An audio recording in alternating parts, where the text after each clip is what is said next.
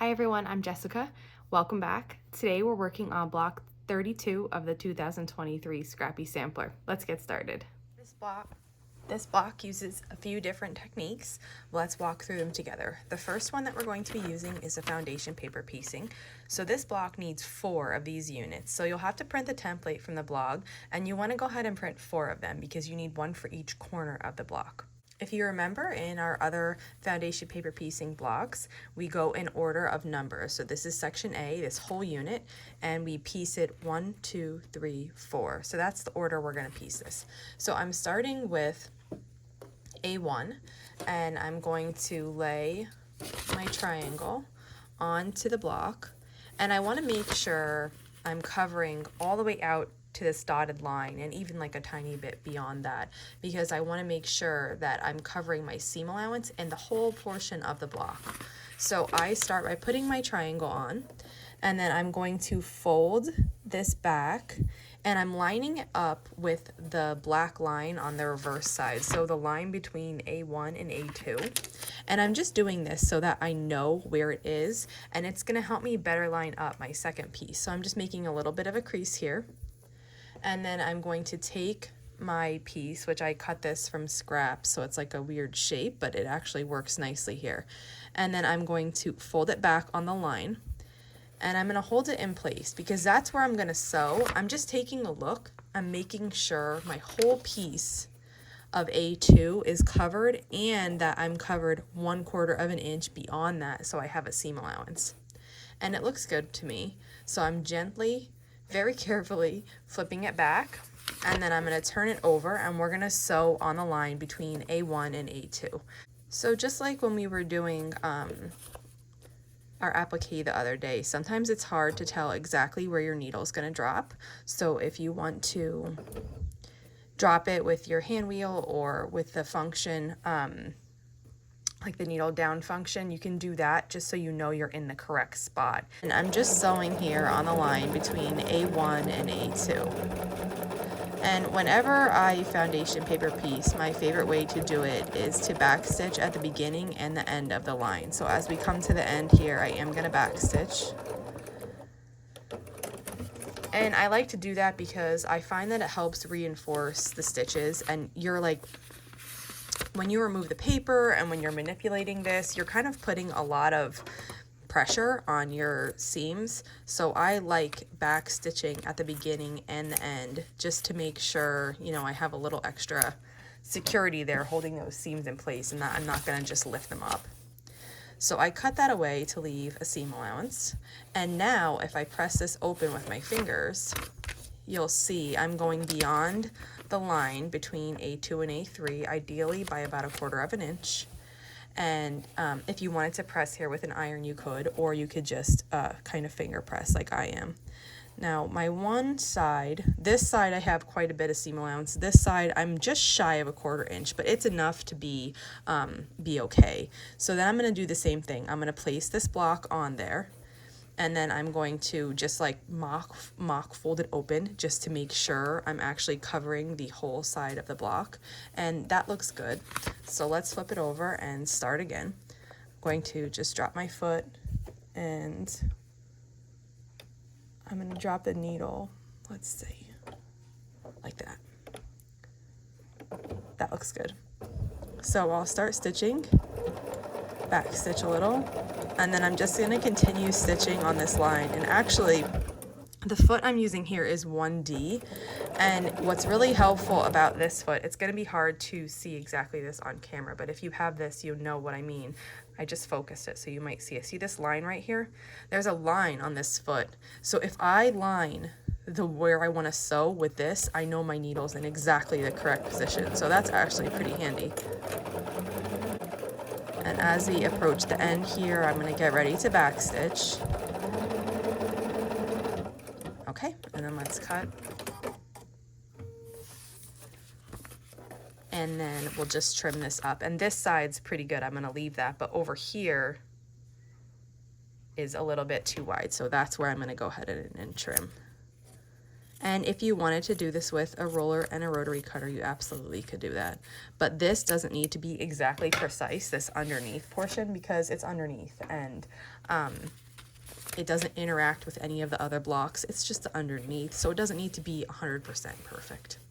So you can see here, everything's laying flat. If you wanted to press with an iron, you could. And if you wanted to finger press, that works fine as well. Now the next thing we're going to be doing is adding this last piece, A4. So again, I fold this back in line with the line between A4 and the rest of the block, just so I have an idea of where to place it. And then I'm going to take my triangle that I have and go about 1/4 of an inch past that line. And then I'm just going to test it again to make sure. And that looks good. So let's hold this into place and flip it over. And then let's get this lined up right. That looks good to me. Back stitch. And let's stitch here then. And then I'll back stitch at the end as well. And we'll cut. And then I'm just going to fold the paper out of the way again, and I'm going to trim this whole portion here, leaving 1/4 of an inch behind for the seam allowance. And then this is what we are left with.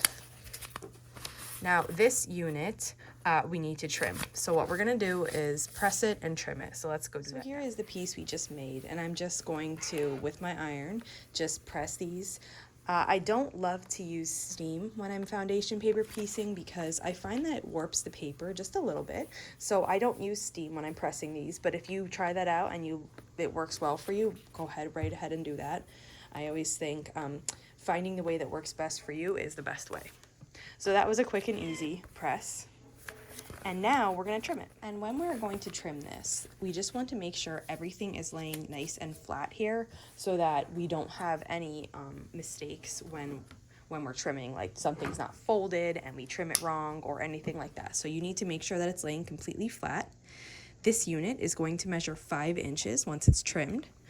So you line everything up and you're cutting here on the dotted line. So we trimmed half, and I'm going to flip it around, and then we're going to trim the other half. So I'm lining the 5 up with the edge, and I'm also making sure that corresponds to cutting on the dotted line on these other sides, which it does.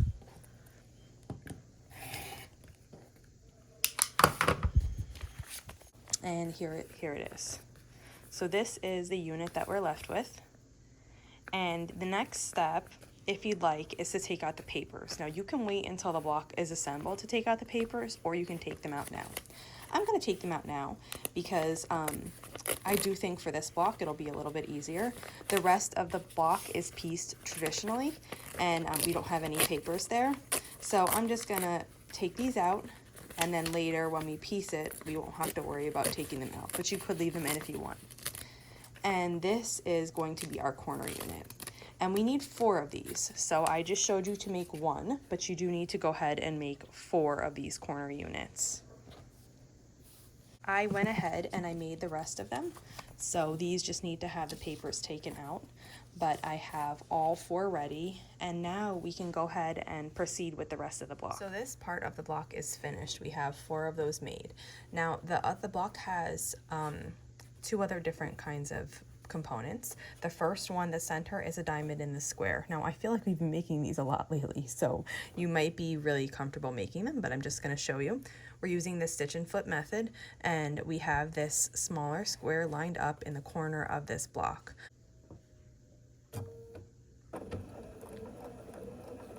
So we're sewing from the top diagonal to this diagonal, and if you would like to, you could draw a line in pencil on your fabric so that you make sure that you're staying right in line with the corners. And then we're going to repeat the process on the other side, the same exact process, sewing from one corner to the next.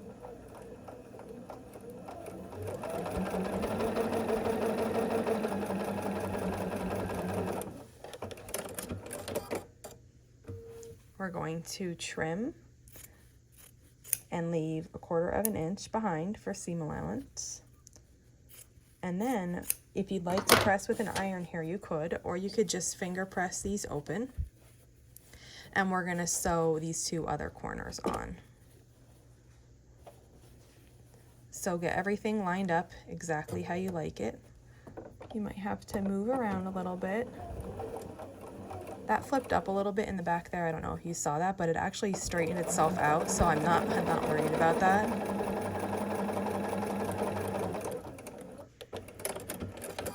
And now we're going to put the last square on. So just drop that down and sew across this diagonal. We're going to trim this off as well, leaving 1/4 of an inch behind.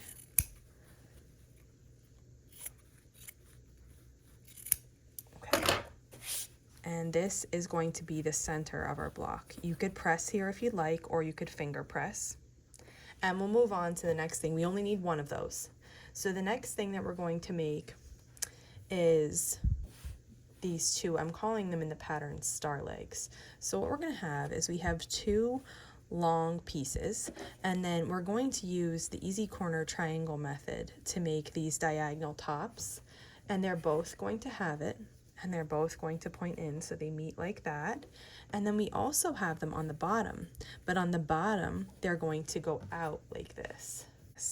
So we're going to sew, we need 4 of each side, and then we're going to sew them together into one unit. But let's do one at a time, and we'll work on this one first. Now I want this piece, this is how I always go over this in my mind, because I have messed these up so many times before, not sewing on the correct diagonal. I fold it and I make sure this is what I want the piece to look like. Yes, I want for this right star leg, I want this piece folded that way when it's finished. So now I know I have to sew along this diagonal. So I'm just going to do that. This is exactly the same method as the diamond in the square center. And I'm just going to sew across that diagonal. Then I just double check myself to make sure that's how I actually wanted it, which I do. And then for this, I do the same thing for the bottom one. For this bottom one, I want it to go out like this. And you can see these this layout in the pattern. It's tells you exactly what you need. But I like to double check myself at the sewing machine just to make sure I'm doing it right. So that is correct. And I'm just going to sew then along this diagonal here. So I just finished sewing this, and I'm just going to show you what the unit is supposed to look like. So it's supposed to look like this. You could press it if you wanted, or you could finger press it. And then we're just going to come on the back at both sections and trim this fabric away to leave 1/4 of an inch seam allowance. And we need 4 of these. This is the right star leg, so we need 4 of these exactly like this, and then we need 4 left star legs. So for the left ones, you can refer to the pattern, and I do the same thing here. So I have my fabric set up. I just fold it to make sure, and I look at the pattern and I say, yep, this is how I want this one to lay. So I get that all. And then I'm just gonna sew on this diagonal, which is exactly kind of where I folded it. I'm just following along to make sure I'm sewing it the correct way, and I am here. So we're gonna sew across here. For my bottom one, I know that I want, it over here on this left star leg, because I'm referencing the pattern, I see it, so I just get myself a little crease so I make sure I'm doing it the right way, and then we're gonna sew along that line as well.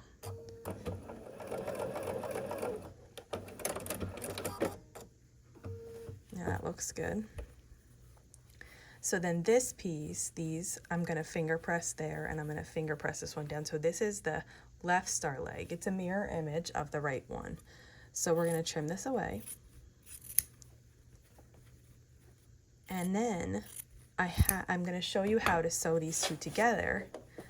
What we're going to do is these two are just going to go right next to each other like this, and we're going to sew them together.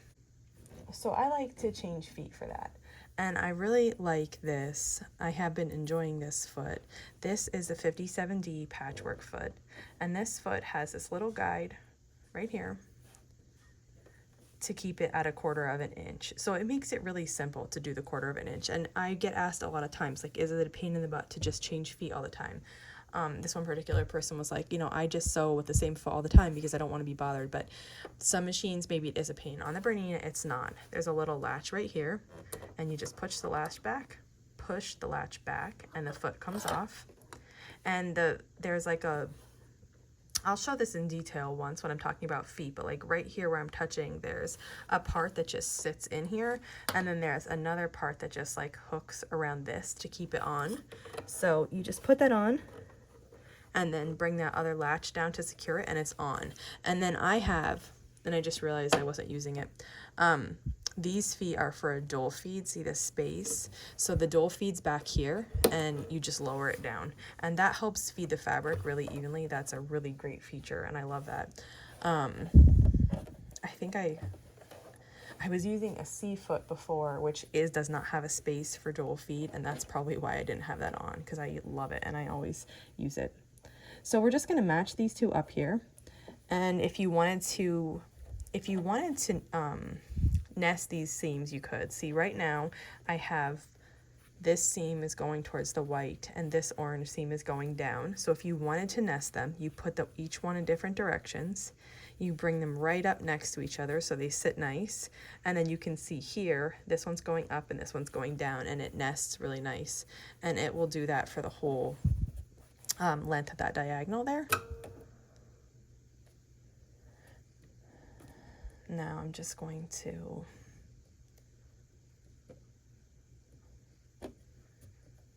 and then we'll just sew these together.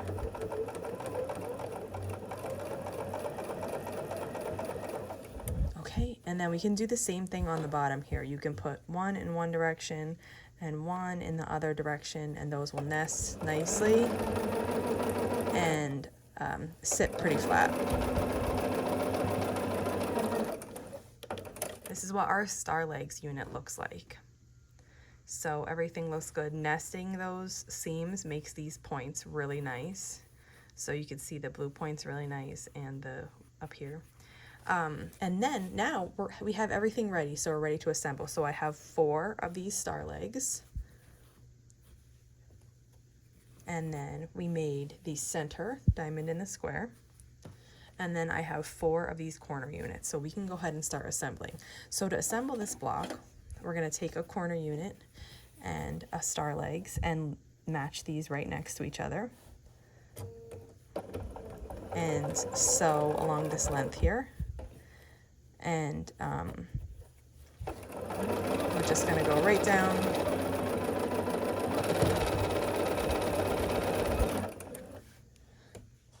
Then for the next one, we're going to put the star legs, and making sure the color is in the center because it's going to match up with this diamond in this square. And they're going to make a pretty little design when they interact with each other. So you want to make sure that you have that laying correctly.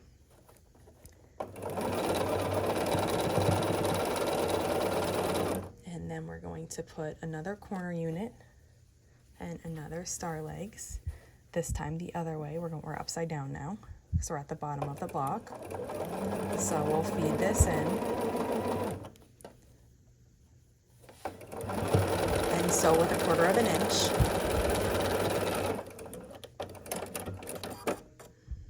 I have this piece of fuzz stuck here, whoops.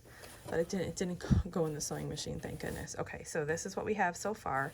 We're gonna add the other side. So I have another corner unit.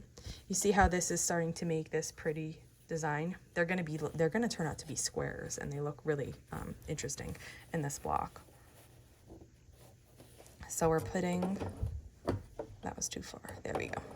So we're putting this in and sewing along the seam here. Then we're going to use the last star legs here, matching the colored portions up. And this seam might feel a little bulky because it's a similar feel to having 2 two diamond and the squares come together, even a little bit bulkier because it has that main seam. But I think when we press it, we can make it lay nice. And also, if you wanted to press open, that's an option for you there. You can press that seam open and it will help it lay flat.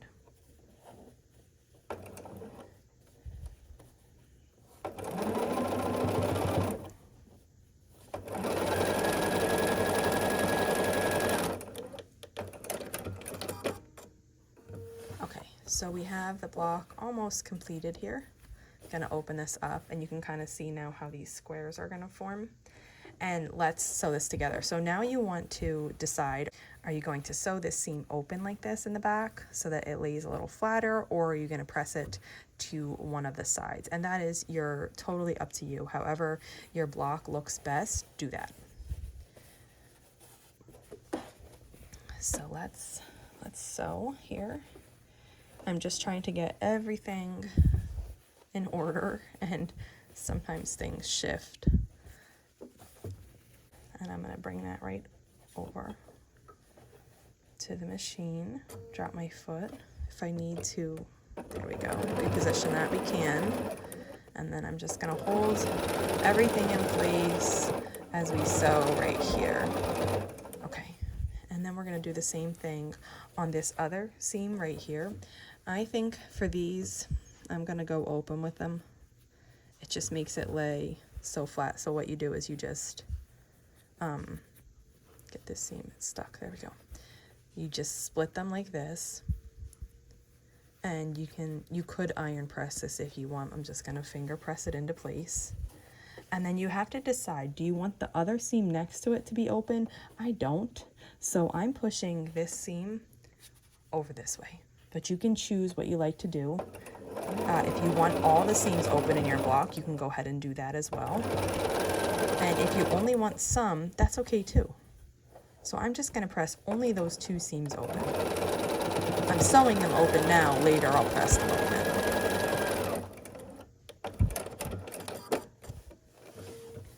And now, this is what we have so far. This is the half of the block, and then we have this other side to just attach. So I'm making sure that these seams are still open.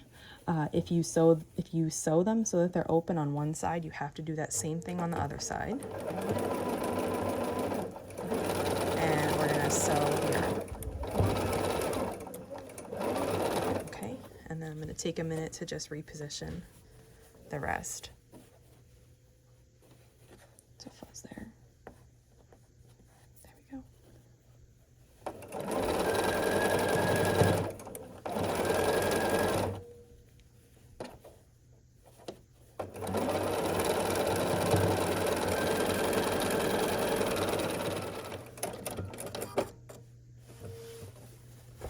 And here is what this block looks like.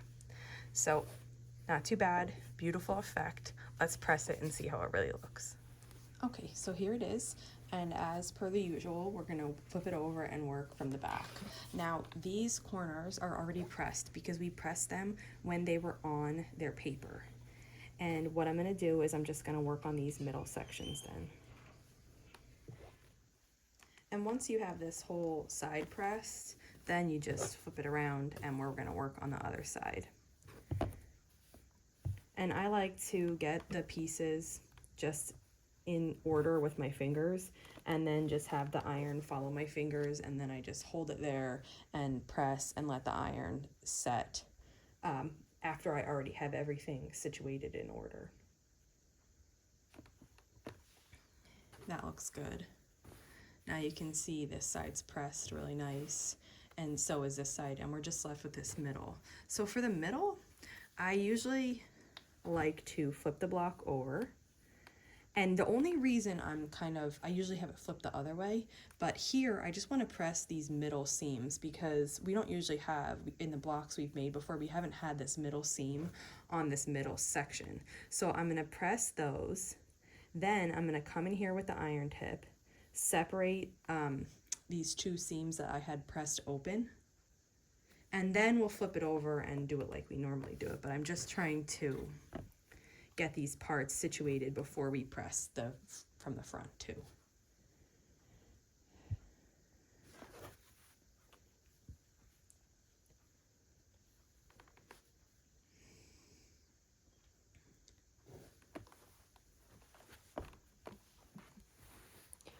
Okay, so then you can set on this seam if you want, and then we're going to gently open it from the front and press this seam from the front side. I like to do that. Of course, if you wanted to press it a different way, by all means, go ahead and do that. This is just the way that I have found is my favorite method. But everybody develops their own favorites, and that's just perfect. Okay, so this is all pressed nicely. The last thing we need to do here is this seam. Now, because I pressed this seam and the center, these two seams open, and this, I already did that. The way that I'm going to press the second one is I'm just going to flip it around, and we are going to work like we usually work. So I'm just going to set it on this seam from this front side where I have it folded, and just let that press for a second. Then we're going to open this up and press this seam from the front. Now, if you wanted to press this seam open, you could also do that, because we do have this bulk sitting here at these 2 points, because those are pretty thick seams. But I'm going to press them to the side, and this is the way that I'm going to do it. So that looks pretty good to me. This block, I love it. It's very different, and I love how these pieces all interact with each other. So that's it. We're finished. So here is block 32. I love this one so much, and I hope you love it too. If you have any questions, leave them in the comments below. And if not, I'll see you back here tomorrow for block 33. Thanks for following along.